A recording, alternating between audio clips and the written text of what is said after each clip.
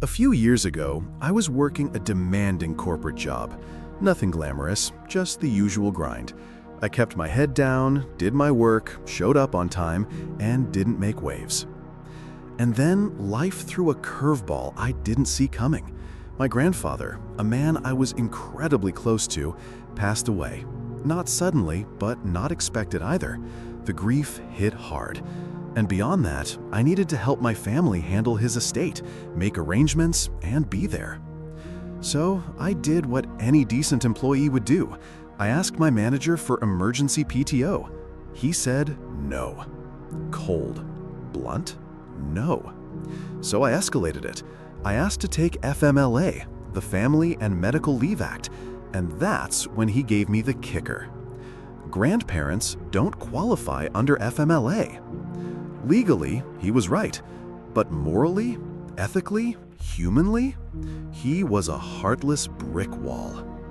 I told him, calmly but firmly, that I would not be coming into work. I was flying to Florida. I needed to grieve. I needed to help my family.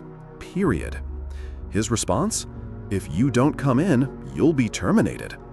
And that was it. No negotiation, no decency, no compassion. So I was fired. Then came the insult wrapped in corporate legalese. 2 weeks of severance, but only if I signed an NDA, a gag order, and an indemnity clause. Translation, we'll give you hush money if you promise to never speak of this, never sue us, and never even hint that we treated you like garbage during your lowest moment. I didn't even blink.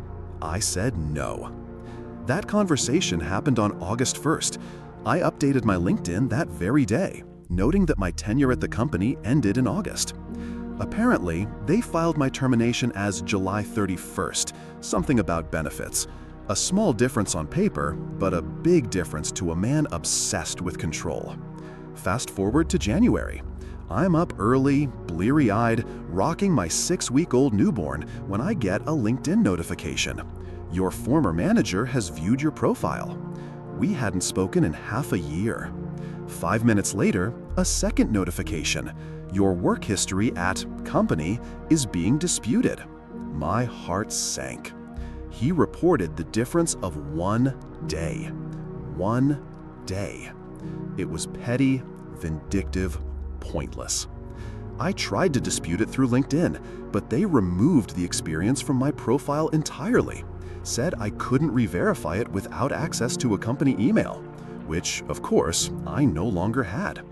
The implication? That I was lying, that I never worked there, that a job I gave my time, energy, and emotional well-being to never existed. And it wasn't about the date, not really. It was about control, about reminding me that even after being fired, he still thought he could pull the strings. He underestimated me. Because what he didn't know was that new parenthood comes with a lot of quiet, sleepless hours. Hours where you're holding a baby in one arm and a phone in the other. So I went digging. I still had his personal cell saved, found his home address, his personal email, his work email, all in under an hour. Then I got creative.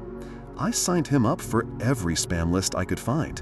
Magazine subscriptions, fake sweepstakes, insurance quotes, fitness programs.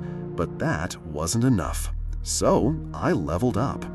I filled out contact forms for high-end real estate agents, telling them I was looking to buy an $800,000 house and needed immediate assistance.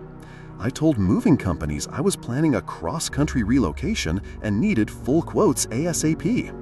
Every single form included his full name, personal phone, work phone, both email addresses. You know what salespeople love? A hot lead with a huge budget and a sense of urgency. The calls started rolling in within hours. A former coworker from his department reached out to me a few days later and said, "Dude, did you do something to manager's name? His phone hasn't stopped ringing. He's losing it." Apparently, both his personal and work phones were going haywire. And since his job was client-facing, he had to answer every single call. I imagine the first few were confusing, then annoying, then utterly maddening. And all of it started just hours after he submitted that LinkedIn report.